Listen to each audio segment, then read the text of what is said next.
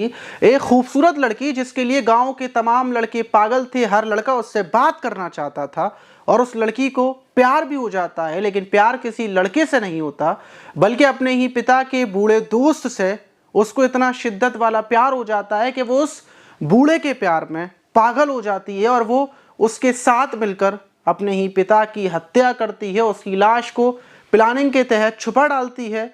लेकिन ये प्यार कैसे हुआ, प्रेम कहानी का अंत कैसे हुआ, पूरा मामला जानकर यकीनन आपको यकीन नहीं होगा कि इस टाइम पर ऐसा भी हो सकता है। तो चलते हैं और जानते हैं पूरा मामला। मेरा नाम माज है। तो आज की जो घटना है वो उत्तर प्रदेश के मिर्ज़ापुर ज़िले के जमालपुर थाना क्षेत्र के पट्टी कला गाँव की है। वहाँ पर रहने वाले संतोष कुमार भारती, जिनकी उम्र 47 साल थी, जो अपनी फैमिली के साथ सुकून के साथ ज़िंदगी गुजार रहे थे। उनकी फैमिली में उनकी पत्नी सोनी देवी और उनका बड़ा बेटा वीरेंद्र और उनकी 2 छोटी बेटियां थीं। वो अपने बड़े बेटे वीरेंद्र के साथ खेतीबाड़ी का कामकाज किया करते थे।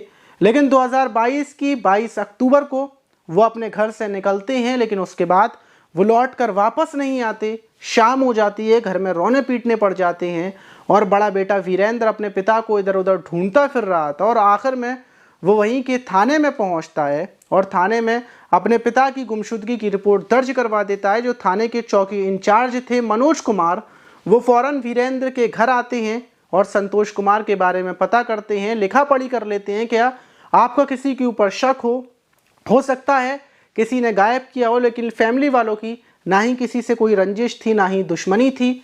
और जो पुलिस थी वो छानबीन कर वापस चली जाती है। लेकिन जो बड़ा बेटा था वीरेंद्र, वो अपने पिता के लिए बहुत ज़्यादा परेशान हो रहा था। वो इधर से उधर भटकता फिर रहा था और उसी बीच उसके दिमाग में ख्याल आता है कि जो उसके पिता हैं, उनकी सबसे जो करीबी दोस्त है जिसका नाम रविंदर है, हो सकता है वो रविंदर के पास गए हों, क्योंकि उसके पिता रोज़ाना रविंदर के साथ शराब पीने के लिए जाते थे। शराब पीकर दोनों साथ में ही घर आते थे और बेटा फौरन दौड़ता हुआ रविंदर चाचा के घर की तरफ दौड़ जाता है। लेकिन रास्ते में ही उसको रविंदर मिल जाता है और वो बोलता है कि चाचा जी, क्या मेरा पिताजी आपको मिले हैं? मेरा पिताजी गायब हैं।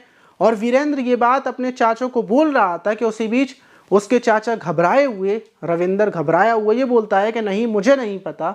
और वो पूरी बात बिना सुने रास्ते से ही घर की तरफ निकल जाता है। और वीरेंद्र ये देखकर सुनकर बड़ा हैरान होता है, परेशान हो जाता है कि जो उसके चाचा हैं, उसके पिता के पक्के और सगे दोस्त हैं, वो उनको फ़र्क नहीं पड़ा। वो इतने ज़्यादा घबराए हुए हैं कि मेरे पिता की गुमशुदगी की सुनकर उन्होंने कोई हैरानी नहीं जताई। उन्होंने मुझसे नहीं पूछा कि मेरे पिता कब से गायब हैं, ऐसा भला कैसे हो सकता है।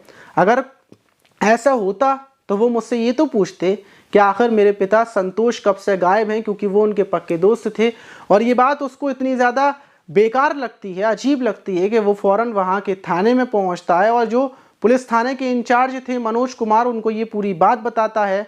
फ़ौरन मनोज कुमार इस बात को बड़ी सीरियसली लेते हैं और जीप निकालते हैं, सिपाहियों के साथ फ़ौरन सीधे रविंदर के घर आ जाते हैं। और वो रविंदर से पूछते हैं कि जब वीरेंद्र ने तुमसे तुम्हारे पक्के दोस्त के बारे में पूछा तो तुम घबराए हुए क्यों थे, और तुम्हारे जो दोस्त है संतोष कुमार, तुम्हारी आखिरी बार उससे मुलाकात कब हुई थी?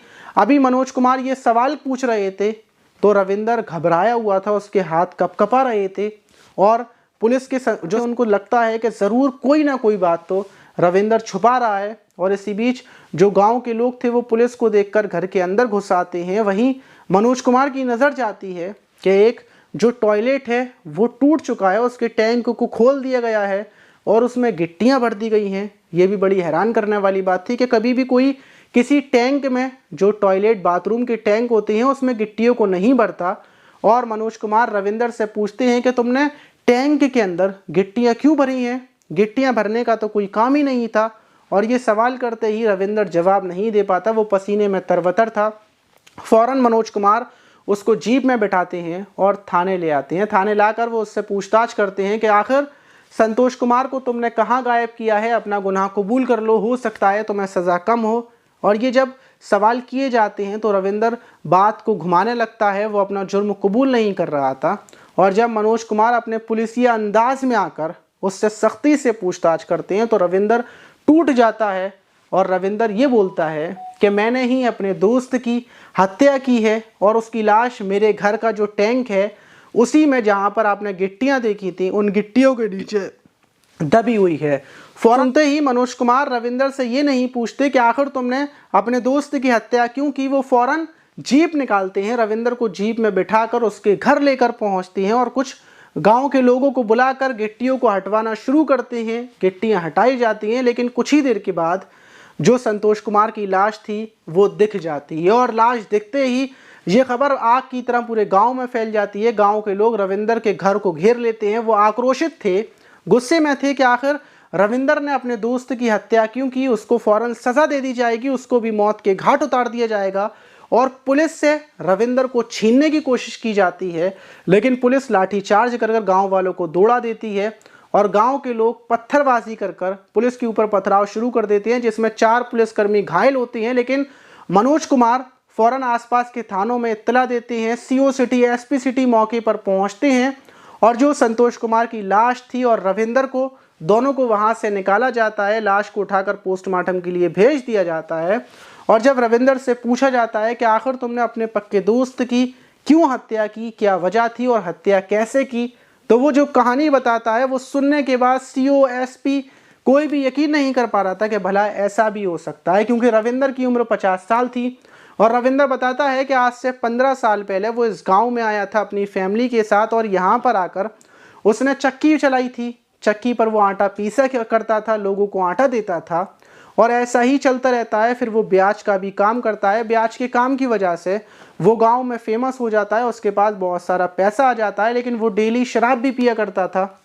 और एक दिन जब वो शराब के ठेके पर बैठा हुआ शराब पी रहा होता है तो उसी बीच उसकी मुलाकात संतोष कुमार से होती है और संतोष के साथ उसकी बातचीत होती है, दोनों दोस्त बन जाती हैं। वो संतोष के घर उसका आना जाना शुरू हो जाता है, लेकिन उसकी नज़र तो संतोष की पत्नी जो सोनी देवी थी उसके ऊपर थी, इसीलिए वो संतोष की मदद किया करता था, संतोष को पैसे देता था और अक्सर संतोष के घर पर ही ज़्यादातर जाता रहता था। लेकिन वो काफ़ी साल कोशिश करता है और जब संतोष की पत्नी उससे बातचीत नहीं करती, उसके क्लोज नहीं आती और वो अपने काम में सफल नहीं हो पाता, तो उसके बाद वो आना जाना कम कर देता है। और वो कुछ टाइम के बाद फिर जब वो संतोष के यहाँ पर पहुँचता है तो उसकी नज़र संतोष कुमार की बेटी तमन्ना पर पड़ती है, जिसकी उम्र 20 साल थी। और वो तमन्ना के उभरते हुए उम्र को देखता है, उसके बदन को देखता है तो उसके तन बदन में आग लग जाती है और वो फैसला कर लेता है कि वो हर हाल में तमन्ना को अपने मन की बात बता देगा। और वो तमन्ना को मौका देखकर तलाश कर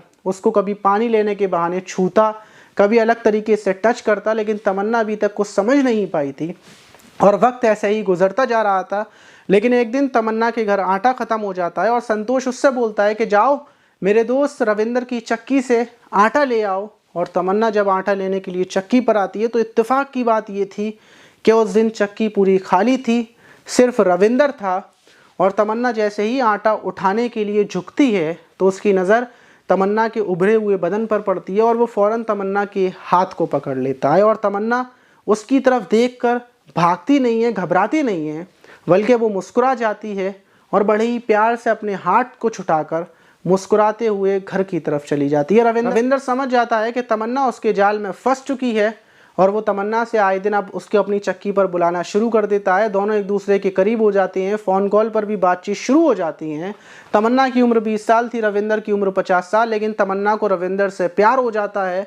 और जब तमन्ना दिन में 4-4, 5-5 बार उसकी चक्की पर आती, गाँव के लोग ये देखते तो गाँव में भी चर्चा का माहौल बन जाता है और ये चर्चाएँ जो संतोष कुमार था उसके घर तक पहुंच जाती है। उसकी पत्नी को जब ये बात पता चलती है वो संतोष से बोलती है, एक रात में बैठकर अपने पति को बोलती है कि अब अपने दोस्त का घर पर आना जाना बिल्कुल बंद करा देना चाहिए, क्योंकि हमारी बेटी जवान हो चुकी है और गांव में तरह तरह की बातें होती हैं और अपनी बेटी के लिए भी हम रिश्ता जल्दी से तलाश करते हैं, उसकी शादी भी कर उसको विदा कर देते हैं। ये बात तमन्ना छुप कर सुन रही थी और सुबह होते ही वो रविंदर को ये बात बताती है, उसकी चक्की पर मिलने के लिए पहुंचती है, उससे बोलती है जल्दी कुछ करो वरना मेरे पिता मेरी शादी कर देंगे, तुम्हारा भी घर पर आना जाना बंद हो जाएगा। और रविंदर ये बात सुनते ही तमन्ना से बोलता है कि तुम बेफिक्र रहो, तुम्हारे पिता को रास्ते से हटा देते हैं, उसके बाद तुम्हारे घर में खाने पीने के भी लाले होंगे, मैं हूँ ना, मैं तुम्हारी फैमिली का ख्याल रखूँगा, सबका ख्याल रखूँगा। और रविंदर को लगता है कि अगर मैं संतोष कुमार की हत्या कर दूंगा तो उसकी पत्नी भी मुझे मिल जाएगी, उसकी बेटी भी, और मैं उसके घर में जो चाहूँगा वो करूँगा। और 22 तारीख की सुबह जब संतोष कुमार अपने घर से टहलने के लिए निकलता है तो उसी बीच तमन्ना रविंदर को फ़ोन कर कर बता देती है कि पिताजी बाहर निकल चुके हैं। दोनों ने प्लानिंग पहले से कर रखी थी और रविंदर संतोष को फ़ोन करता है, चाय पिलाने के लिए अपने घर बुलाता है। संतोष घर पहुंचता है तो वो भारी भरकम चीज़ से संतोष को मारकर वहीं पर गिरा देता है, उसकी हत्या कर देता है और लाश को टैंक में छिपा रहा होता है कि उसी बीच उसका जो बेटा था वो आकर ये नज़ारा देख लेता है। वो अपने बेटे को ये बात पूरी बता देता है और अपने बेटे के साथ मिलकर जो संतोष कुमार की लाश थी उसको टैंक में डालकर गिट्टियों से ढक देता है। इस प्लानिंग में कुल 3 लोग थे। पुलिस फौरन जो रविंदर का बेटा था उसको भी गिरफ्तार कर लेती है, तमन्ना को गिरफ्तार कर लेती है, तीनों को उठाकर जेल भेज देती है। लेकिन जब इस घटना का खुलासा होता है, गांव के लोगों को पता चलती है, तो हर कोई हैरान था कि बेटी ने ही अपने पिता की हत्या करवा दी, वो भी उस इंसान के लिए जो उसके पिता का दोस्त था, बूढ़ा था, उसकी उम्र से दुगनी उम्र का था। ऐसा कैसे हो सकता है कि किसी जवान लड़की को किसी बूढ़े से प्यार हो जाए और वो भी इतना अंधा वाला कि वो अपने पिता की ही हत्या करवा दे। लोग यकीन नहीं कर रहे थे, यकीनन आपको भी यकीन नहीं हो रहा होगा, लेकिन कभी कभी कुछ घटनाएं ऐसी हो जाती हैं जिन पर ना चाहते हुए भी यकीन करना पड़ता है। आप इस घटना पर क्या बोलना चाहिए कमेंट बॉक्स में ज़रूर बताइएगा। मिलते हैं किसी और वीडियो में।